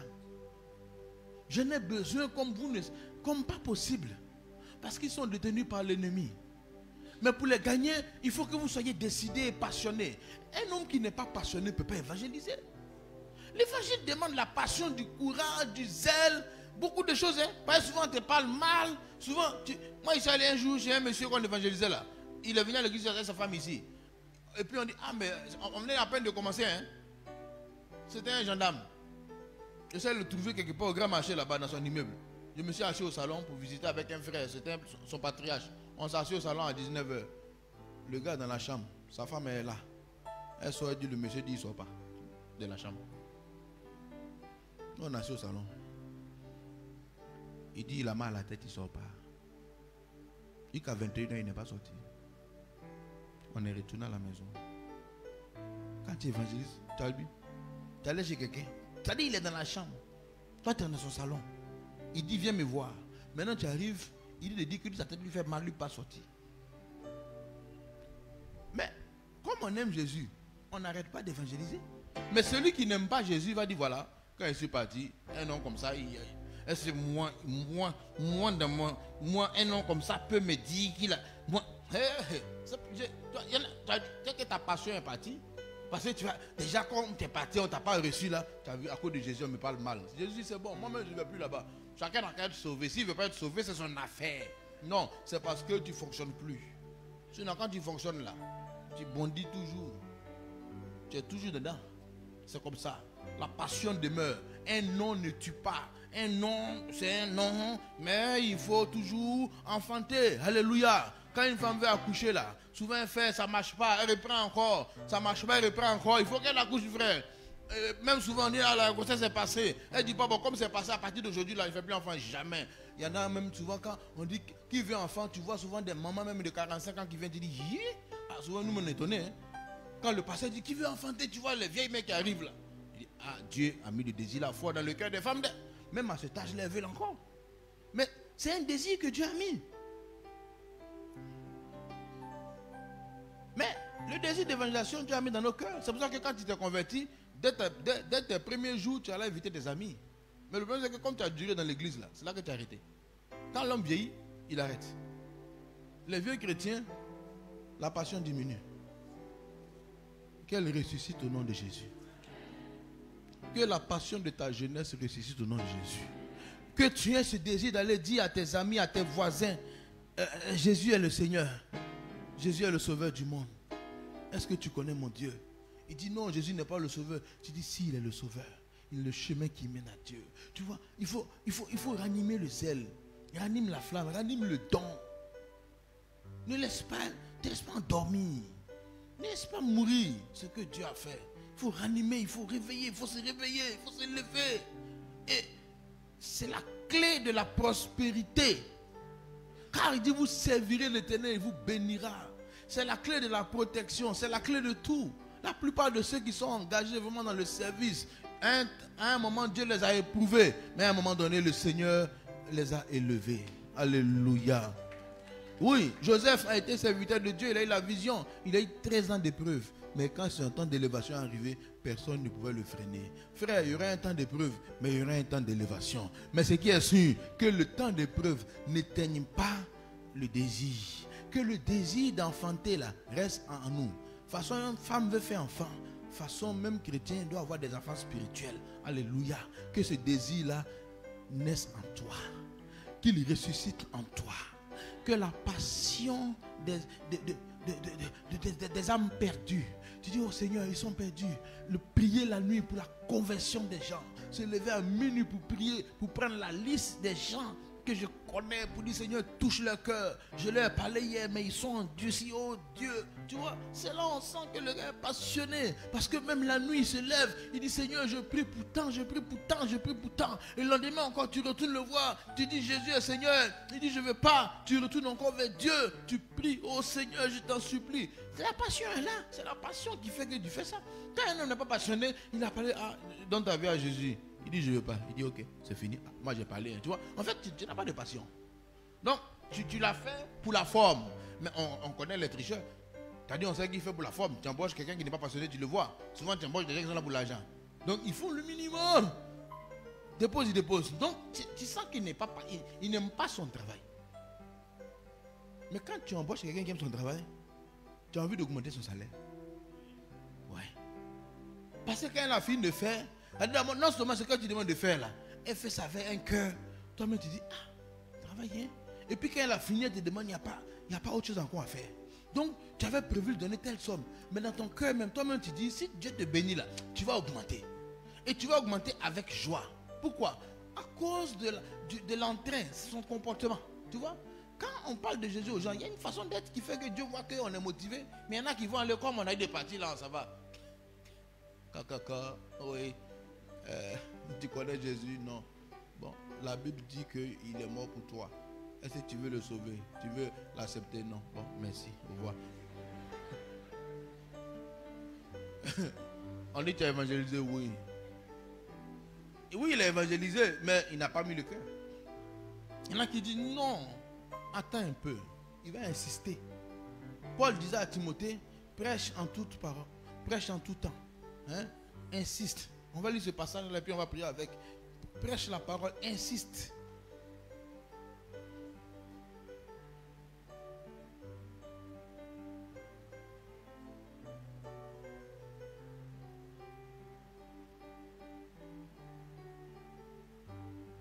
De Timothée chapitre 4. Voilà. Prêche la parole. Insiste en toute occasion. Favorable ou non. Reprend, censure, exhorte. En toute douceur, en instruisant. C'est-à-dire, il dit insiste. Dieu veut qu'on insiste.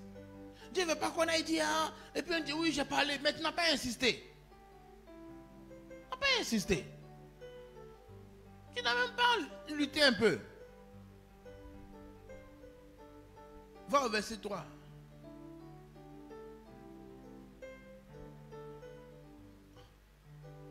Car il viendra un temps où les hommes ne supporteront pas la saine doctrine. On est dans ce temps où les gens ne veulent pas. Donc on doit insister. Ils veulent des choses agréables, là, les choses pour leur faire plaisir. Mais on doit leur dire la vérité de l'évangile. Convertis-toi, tu iras au ciel.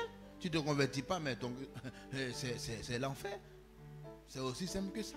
Mais les gens veulent entendre, non, ils sont bénis, ils seront bénis, ils sont bénis, ils seront bénis. Paul dit non, prêche la parole, insiste. Soyons zélés. Maintenant, un zélé va faire. Dieu va prendre soin de lui. En tout cas, moi, j'ai vu mon père spirituel le faire et je suis témoin de comment Dieu prend soin de lui et comment Dieu continue de prendre soin de lui. Et comme je l'ai vu faire, quand moi aussi j'ai commencé à prêcher, j'ai essayé d'imiter son zèle. J'ai essayé. Je ne pouvais pas atteindre ça. Non. Parce que vraiment, lui, il a commencé très tôt. Mais j'ai fait ce que j'ai pu. Oui, mais j'ai vu aussi petits résultats. Alléluia. Toi aussi, commence. Et tu verras un résultat. Parce qu'il dit que tout sarment qui porte du fruit, il émonde, il prend soin de lui. Quand tu commenceras à porter du fruit, tu vas sentir la main de Dieu dans tout ce que tu fais. Peut-être que tu sens la main de Dieu déjà, mais tu peux sentir encore plus. Peut-être que tu le sens déjà, parce que tu as déjà fait quelque chose pour lui. Mais avec Dieu, on finit jamais d'aller plus haut, d'aller plus loin, de voir de plus grandes choses, de voir des choses qu'on n'aurait jamais imaginées ou pensées. Entrons dans la dimension du surnaturel. Entrons dans la dimension de l'extraordinaire. Entre dans la dimension de la provision surabondante, de la provision surnaturelle, parce que tu portes du fruit en abondance. Mais la clé, c'est le cœur, c'est le zèle, c'est le désir, c'est la passion qui fait qu'on prêche la parole, on insiste, même si c'est la mauvaise occasion, sous le soleil, sous la pluie, là où les gens n'ont pas envie. Mais on regarde celui qui nous a envoyés. On regarde celui qui est mort pour nous et celui qui nous a envoyés. Et on part. Quand on le fait, lui, il est content de nous. Il dit, c'est bien, bon et fidèle serviteur, entre dans la joie de ton maître. Plusieurs entrent, commencent sur terre à vivre la joie d'en haut. Sur terre, ils vivent la joie du ciel. C'est possible que la joie du ciel soit vécue sur terre. C'est une joie qui n'a rien à voir avec ce qu'on possède, mais c'est une joie que Dieu donne pour ceux qui sont des bons et fidèles. Que cette grâce soit sur nos vies. Qu'en cette année 2020, cette décennie 2020-30, qui est la décennie de la grande moisson, ça veut dire que c'est la décennie de la promotion facile. Alléluia. Oui, parce que plus tu moissonnes, plus ta promotion est assurée. Tu ne vas pas prier pour qu'on te prenne en CDI. Tu vas travailler pour Dieu. Ils vont te prendre en CDI rapidement comme ça, mais puis même garantir ton CDI, même puis augmenter ton salaire, multiplier par 4. Ils vont multiplier ton salaire par 4. Toi-même, tu es étonné, ils n'ont jamais fait ça pour quelqu'un, mais ils ont fait ça pour toi. Après, ils ne comprennent pas pourquoi, mais ils sentent qu'ils doivent faire ça pour toi. On ne sait pas pourquoi. Mais parce que ton Dieu s'est levé, parce que c'est ton Dieu qui te paye, et c'est ton Dieu qui a mis l'argent dans leurs mains. Il dit on multiplie par 4. Alléluia. Alléluia. Tu dis on va multiplier par 4. Les choses seront multipliées, tu ne vas pas comprendre. Les choses vont venir, tu ne vas pas comprendre. Tu ne comprends pas, mais parce que l'or et l'argent lui appartiennent. Il détient le cœur de tout le monde. Celui qui est agréable à Dieu, Dieu le montre, Dieu prend soin de lui. Dieu prendra soin de toi. Les problèmes auxquels tu ne vas même pas prier, même Dieu va s'occuper de ça. Les problèmes pour lesquels tu ne vas même pas même... Parce qu'il ne veut pas que tu t'inquiètes, tu comprends. Donc avant que ça se déclenche, là, lui il règle ça là-bas. Maintenant si tu t'es inquiété, c'est peut-être toi-même tu as voulu. Sinon lui-même, il a déjà commencé à s'occuper de ça. Parce que tu marques les buts là. Il faut que Ronaldinho marque les buts. Il ne faut pas qu'il ait des soucis. Donc quand on apprend des choses là, on calme ça là-bas. Pour qu'il soit au point sur le terrain. Tu comprends? C'est comme ça le Saint-Esprit va s'occuper de tes problèmes en amont et en aval. En amont et en aval. Et il commence à te mettre à l'aise. Alléluia. Tu mangeais chincha, maintenant tu parles de chincha à poulet, de poulet à dindon, de dindon à... on appelle ça, comment ça s'appelle? Filet mignon. Alléluia. Tu mangeras les filets mignons au nom de Jésus. Bon, si tu ne connais pas ce qu'est Jésus, tu vas manger ça. Amen. Tu as un filet mignon. Tu connais, non? C'est un filet qui est mignon. C'est une partie de la viande là qui est bon. Bref. Que le Seigneur soit avec nous. Dieu ne trie pas les hommes. Dieu est avec tout le monde. Celui qui prend sa parole au sérieux, Dieu le prend au sérieux. Prends la parole de Dieu au sérieux. Il va te prendre au sérieux. Si tu n'as pas pris au sérieux, viens me voir. Mais moi, je te dis que Dieu va te prendre au sérieux. Ce que tu n'as pas demandé, tu vas obtenir. Multiplié par oh là là. Il mettra de la joie sur tes lèvres.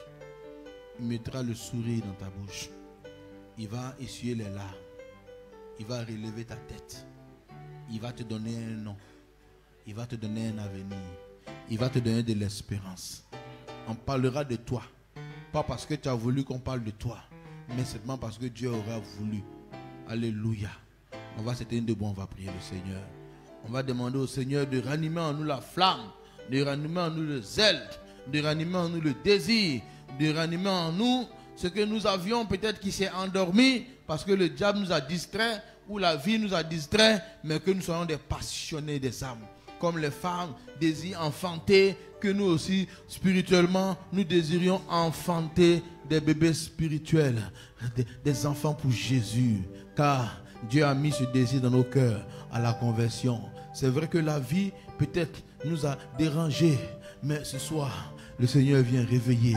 Il vient nous réveiller. Il vient nous visiter. Il vient ranimer le zèle. Il vient ranimer la passion. Il vient ranimer le désir. Il vient ranimer cela. Il nous rend jeunes. La compassion des âmes vient dans nos cœurs. La compassion, le désir d'enfanter spirituellement vient dans nos cœurs. Le désir de prendre soin des âmes vient dans nos cœurs. Car ce n'est pas un désir naturel. C'est un désir spirituel que Dieu a mis en l'homme en prononçant la parole. Soyez féconds. Et il prononce cette même parole. Soyez féconds et remplissez la terre des enfants spirituels. Que la fécondité soit notre partage. Et tous les désirs qui accompagnent la fécondité viennent en nous. Et toutes les grâces qui sont liées à la fécondité sont dans nos vies. Il dit tout sarment qui porte du fruit, il le monde afin qu'il porte encore plus de fruits. Et cette personne, lorsqu'elle prie, elle est exaucée. Que nous entrions dans la dimension des prières exaucées et même dans la prière des pensées exaucées. Tu ne pries même pas, tu penses et tu es exaucé.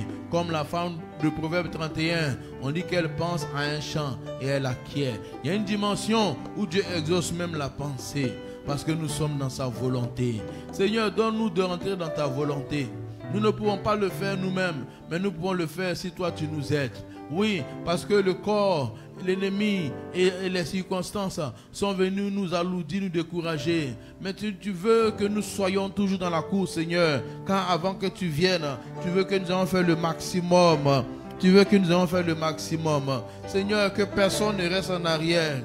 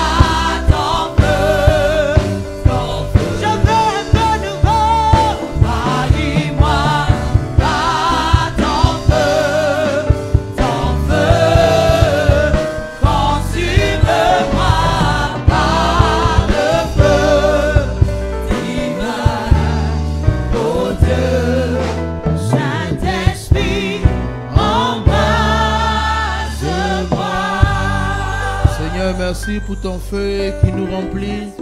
Merci pour la passion et le désir des âmes qui est renouvelé dans nos cœurs.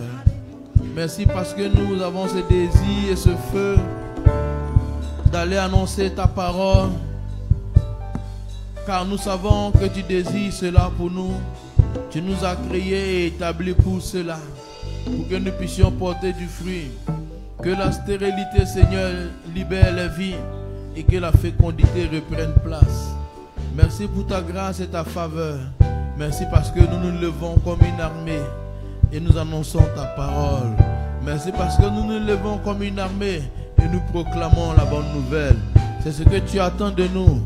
Rien plus ni moins ce que tu attends de nous, que nous soyons tes messagers. Merci Seigneur parce que chacun prend cela à cœur personnellement et il entre dans ta volonté parfaite, car tu désires que tout le monde soit sauvé. Tellement de personnes, Seigneur, sont perdues.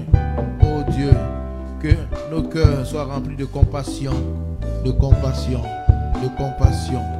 Au nom puissant de Jésus. Amen. Alléluia. On peut acclamer le Seigneur. Amen. Voilà, nous allons apporter au Seigneur nos offrandes et nos dîmes. Amen. Est-ce que, attendez, avant que l'offrande ne passe, est-ce qu'on a l'image du bâtiment? Ok.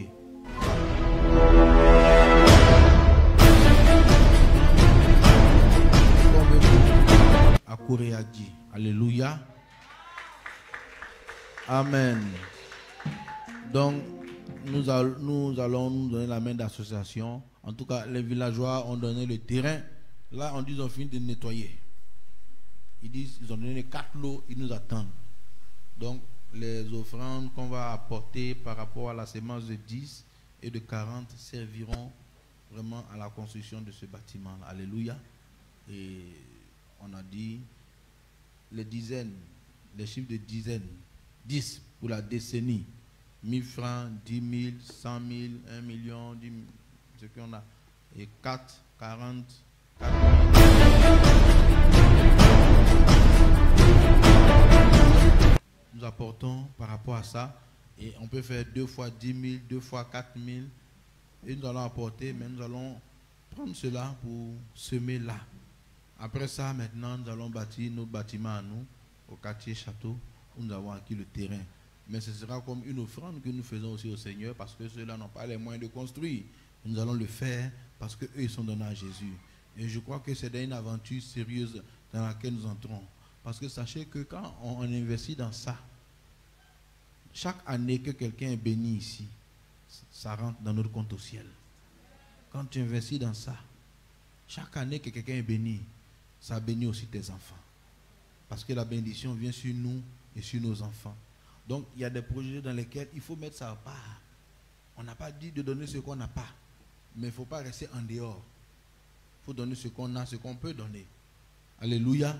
Mais je sais qu'on le fera. Et peut-être qu'on pourra même payer la sono aussi pour eux. Et tout ça.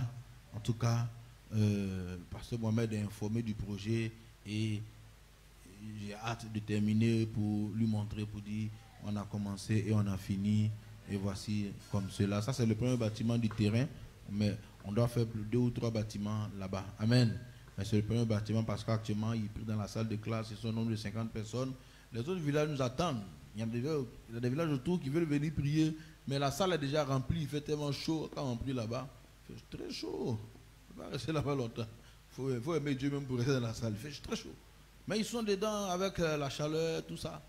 Donc, vraiment, je prie que quand on commence, qu'on puisse achever. Déjà, on a nettoyé. On va commencer avec le peu qu'on a. Et au fur et à mesure que le Seigneur pourra, on terminera. Et on fera ici le point. Amen. Donc, qu'on se lève et que nous puissions apporter pour ce bâtiment. Je pense qu'on aura besoin autour de 3 millions pour finir. C'est ce que je pense. L'architecte ne m'a pas encore donné le prix, mais quand je vois un peu ce qu'on a construit ici, je pense qu'on sera dans ces eaux-là. Amen. Que Dieu bénisse tes finances. Si tu es un entrepreneur et que tu as à cœur d'investir, que le Seigneur multiplie ton entreprise. J'ai déclaré que d'ici sortiront des milliardaires. Tu fais partie de ces milliardaires au nom de Jésus. Et même peut-être que tu n'as pas encore commencé à entreprendre. Mais parce que tu veux semer, le Seigneur te donne la sagesse de l'entrepreneuriat au nom de Jésus. Il te donne la sagesse et l'esprit de Betsalel. Un esprit sage et intelligent qui peut inventer des choses qu'on n'a pas encore vues. Oui, Dieu t'appelle à cela. Et il va profiter de ce projet pour ouvrir le ciel dans ta vie.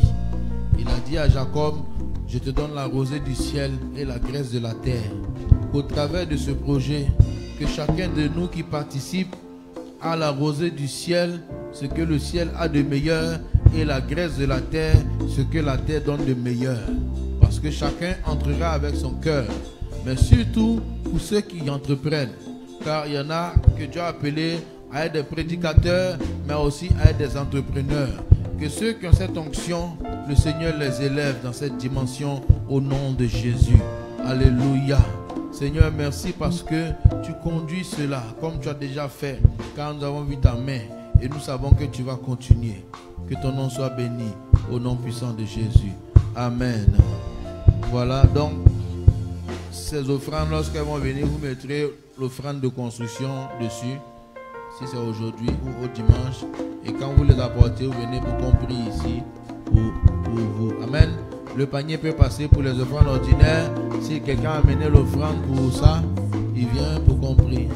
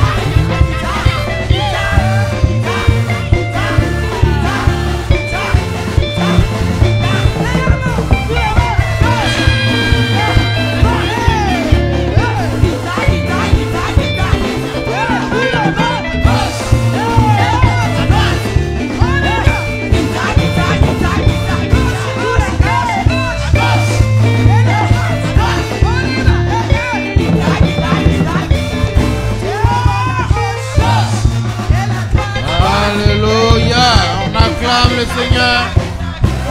Là, c'est les liamas. C'est les femmes qui sont à l'honneur. Amen. Bon. Voilà.